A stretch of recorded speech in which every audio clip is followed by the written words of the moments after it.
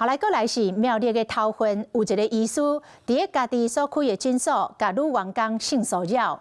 這個醫師也有另外一個身份，是一間真有名的病院的副院長，妨用強制猥褻罪來移送。即擺法院是裁定以30萬交保，而且實施着科技監控。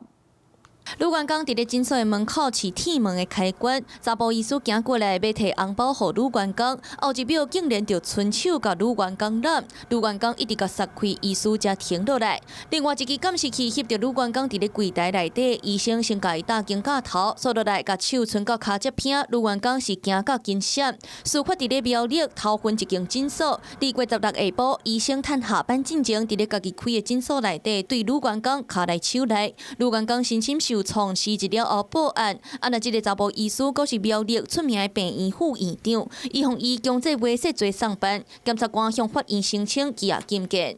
犯罪嫌疑重大，除有事實足認有反覆實施同一犯罪之餘外，亦有事實足認有勾串證人、湮滅證據之虞。法院後來裁定副院長30萬交保，嘛實施科技監控。那副院長事發了後，就一直閃無見面。所以他今天沒有門診。對，他沒有門診。好，因為我不太清楚。所以什麼時候回來也不知道哎。不過病院內部佇咧群組發信息，愛員工到維護病院的名聲。民代中嘛講，發生這麼坎坷的代志，病院竟然閣想要甲鎖掉。在這個時候，還要求所有的同仁避談這件事情，然後甚至是想要用權勢來威壓大家。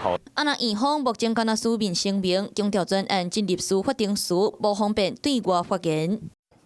Hello， 我是林純佩。想要掌握最及時的新聞資訊或是體壇動態嗎？